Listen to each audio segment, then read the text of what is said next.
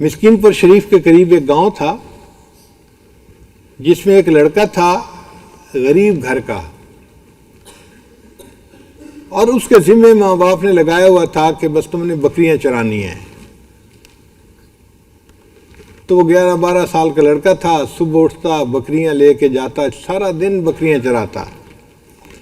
بکریاں چرانا بہت مشکل کام ہوتا ہے، ایک تو گرمی ہوتی ہے، دھوپ میں بھاگنا پڑتا ہے، دوسرا کبھی کوئی بکری ادھر منہ مارتی ہے کوئی ادھر منہ مارتی ہے، تو ان کے پیچھے بھاگ بھاگ کے بندہ تھک جاتا ہے۔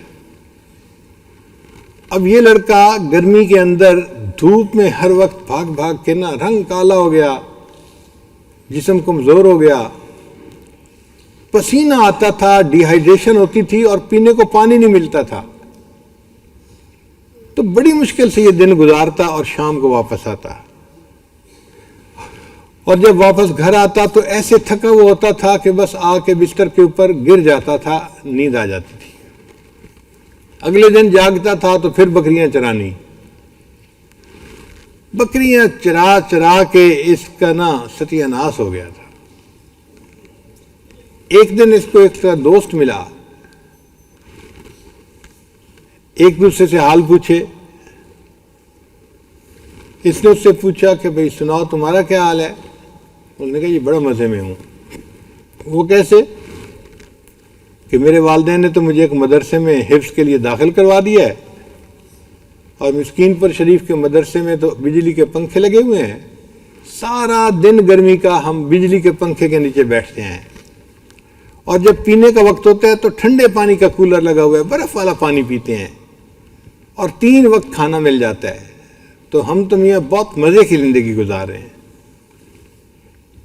اس لڑکے نے کہا کہ یار میرا تو کوئی حال نہیں، میں تو سارا دن بکریاں چرا چرا کے تھک جاتا ہوں، اور میرا تو دل کرتا ہے میں سب کچھ چھوڑ چھاڑ کے کہیں بھاگ جاؤں۔ اس نے کہا کہ تم بھاگتے کیوں؟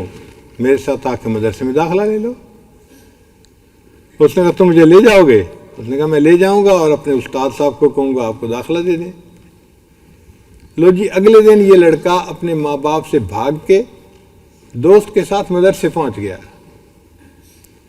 دوست نے مدرسے جا کے بتایا استاد جی میرا ایک پڑوسی ہے، اس کو ماں باپ نے میرے ساتھ بھیجا ہے، آپ اس کو داخلہ دے دیں۔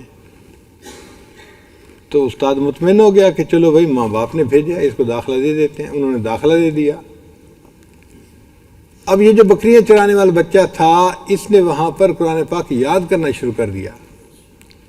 اللہ کی شان دیکھیں کہ اتنا یہ ذہین تھا، اس کو خود بھی پتہ نہیں تھا کہ میں اتنا ذہین ہوں، اتنا اچھا سبق یاد کرتا، اس کی کوئی غلطی نہیں آتی تھی، اور پھر اس کی تجوید اتنی اچھی تھی کہ یہ پڑھتا تھا تو بس کوئل جیسی آواز اللہ نے اس کو دی ہوئی تھی۔ یہ پڑھتا تھا تو بس ساری کلاس کے لڑکے اس کا قرآن سنتے رہتے تھے، یہ کتنا اچھا پڑھتا ہے۔ اب جب امتحان ہوتا اس کے 100 میں سے 101، 100 میں سے 101 نمبر۔ ایک مرتبہ ہم وہیں مسکین پور شریف میں تھے، امتحان ہوا تو لسٹ لگی تو اس کے 101 نمبر تھے 100 میں سے۔ میں نے قاری صاحب کو کہا کہ قاری صاحب ہم لوگ بھی یونیورسٹی میں پڑھ کے انجینئر تو بنے ہیں، لیکن لگتا ہے کہ ہمیں آپ سے گنتی نئے سر سے پھر سیکھنی پڑے گی۔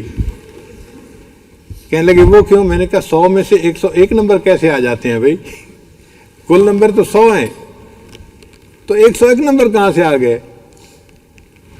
انہوں نے کہا بھائی 100 میں سے 100 نمبر تو یہ لیتا ہے، اور اتنا اچھا یہ پڑھتا ہے کہ اس کو اعزازی طور پہ ہم 1 نمبر اپنے پاس سے دے دیتے ہیں، اس لیے 100 میں سے 101 نمبر اس کے ہوتے ہیں۔ اور واقعی ایک دن ہم نے اس کو دیکھا اپنی آنکھوں سے، عصر کے بعد بچے پڑھ رہے تھے اور میں اپنے کمرے میں بیٹھا مراقبہ کر رہا تھا، اچانک سورہ یوسف پڑھنے کی آواز آئی۔ اب مراقبے میں وہ آواز جب مجھے سنائی دی تو میں حیران، یا اللہ ایسی آواز سے اتنی اچھی سورہ یوسف کون پڑھ رہا ہے؟ تو میرے لیے مراقبے میں بیٹھنا مشکل ہو گیا، میری توجہ بار بار ذکر سے ہٹ کے قرآن کی طرف جائے، وہ یہ پڑھ رہا تھا۔ 5-4 منٹ تو میں نے کوشش کی، پھر میں نے کہا کہ بھئی اس مراقبے کا کیا فائدہ۔ میں اٹھ کے باہر آیا تو دیکھا پوری کلاس کے بچے بیٹھے ہوئے ہیں، استاد بیٹھے ہوئے ہیں، اور وہ بچہ بیٹھ کے سورہ یوسف پڑھ رہا ہے، آنکھیں اس نے بند کی ہوئی ہیں اور لگا ہوا ہے سورہ یوسف پڑھنے میں۔ جو لوگ قریب سے راستہ گزر رہے تھے نا وہ بھی وہاں کھڑے ہو گئے، اور میں جو اپنے کمرے میں بیٹھ کے ذکر کر رہا تھا، معاملات کر رہا تھا، میں بھی چھوڑ کے وہاں پہنچ گیا۔ سارے لوگ اس کا قرآن سن رہے تھے، جب تک اس نے سورہ یوسف مکمل نہیں کی کوئی بندہ وہاں سے نہیں ہلا، اتنا اچھا قرآن پڑھتا تھا۔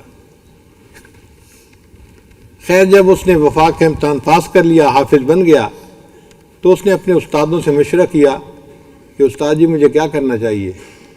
استادوں نے کہا بھئی آپ بہت ذہین ہیں، بہتر یہ ہے کہ آپ ملتان چلے جائیں اور وہاں پہ عالم بن جائیں۔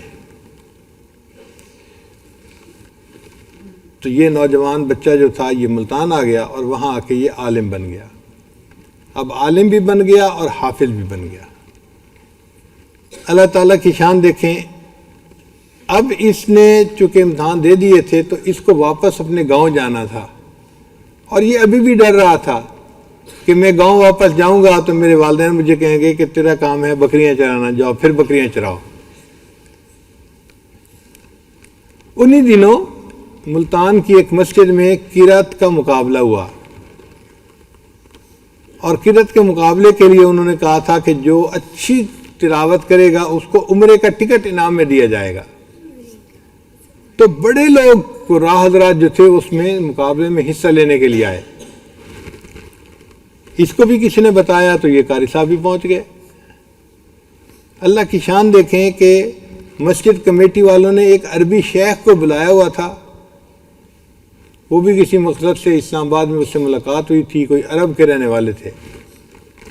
ان کو انہوں نے قاضی بنا دیا، جج بنا دیا کہ جی یہ فیصلہ کریں گے کہ سب سے اچھی قرات کس نے کی۔ سب قرآن پاک پڑھا۔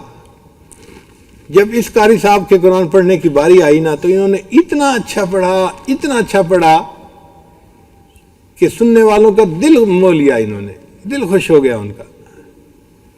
سننے کے بعد ہر بندہ کہتا تھا کہ جی سب سے اچھا قرآن پاک انہوں نے پڑھا ہے۔ اب عمرے کی ٹکٹ کا رزلٹ اناؤنس ہونا تھا، تو وہ جو عربی شیخ تھے وہ سٹیج پہ آئے اور انہوں نے کہا کہ بھئی میری ذمہ داری تھی کہ میں اناؤنس کروں کہ کون فرسٹ آیا ہے۔ تو انہوں نے اس بچے کا نام لیا کہ انہوں نے سب سے بہتر قرآن پاک پڑھا ہے، اور اس کو ایک انعام دیا جائے گا مسجد کمیٹی کی طرف سے، وہ عمرے کا ٹکٹ ہے، اور ایک انعام دیا جائے گا میری طرف سے کہ میں اس کا قرآن سن کے جو خوش ہوا ہوں۔ اس کو 2 انعام ملیں گے۔ اب مجمع حیران، تو پہلے تو اس عربی شیخ نے ٹکٹ ان کو پکڑائی، یہ جی عمرے کی ٹکٹ ہے، یہ آپ کو انعام مل گیا۔ اب مجمع حیران ہے کہ بھئی اس کو دوسرا انعام کون سا ملتا ہے؟ تو عربی شیخ نے اعلان کیا کہ دوسرا انعام جو میں اس بچے کو دینا چاہتا ہوں وہ یہ ہے کہ میں مکہ مکرمہ کا رہنے والا ہوں، میری ایک بیٹی ہے جو جوان العمر ہے اور اس نے مجھے اجازت دے کے بھیجا تھا، میں اپنی اس بچی کو اس نوجوان کے نکاح میں دینا چاہتا ہوں۔